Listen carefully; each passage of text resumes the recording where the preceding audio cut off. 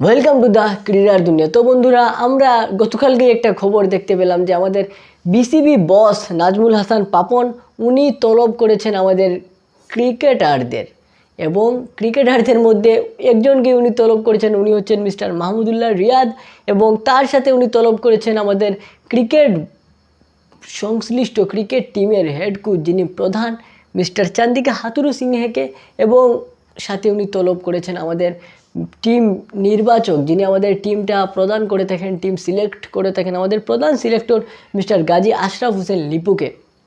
এখন বন্ধুরা, কেন কেন বিসিবি এর তলব, এই প্রশ্নটাই সবার।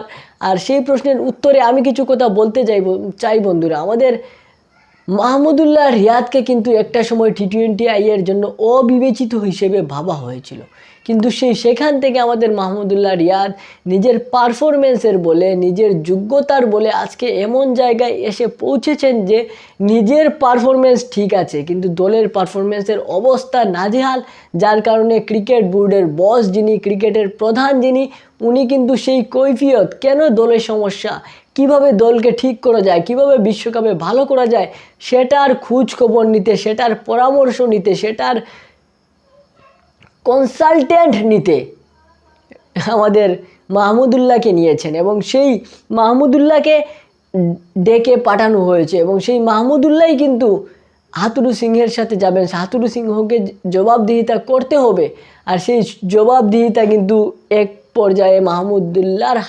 মাধ্যমেই নেওয়া হবে। যখন হাথুরু সিংহকে প্রশ্ন করা হবে বোর্ড প্রধানের মাধ্যমে যে এই রকম অবস্থা কেন টিমের, আমরা জিম্বাবুয়ের সাথে পঞ্চম টি-20 হেরে গেলাম কিভাবে, তখন মাহমুদুল্লাহ রিয়াদের কথাবার্তা যখন এর আনসার দিবেন চান্দিকা হাথুরু সিংহে, তখন মাহমুদুল্লাহ রিয়াদ যদি বলেন যে না ঠিক আছে, এই সমস্যা ঠিক আছে, তাহলেই কিন্তু বোর্ড প্রধান এই কথাটা মেনে নেবেন চান্দিকা হাথুরু সিংহের। আর মাহমুদুল্লাহ যদি বলেন আমি ওনার সাথে দ্বিমত পোষণ করতেছি, তাহলেই কিন্তু বাস ঢুকে যাবে মিস্টার চান্দিকা হাথুরু সিংহের কোন দিক দিয়ে আপনারাই জানেন। তো বন্ধুরা, সাথে আছেন গাজী আশরাফ হোসেন লিপু। আমরা জানি কেন উনি সাথে গিয়েছেন, এর অন্যতম কারণ হচ্ছে আমাদের চান্দিকা হাথুরু সিংহে সাহেব কিছু আবদার রেখেছেন বোর্ডের কাছে।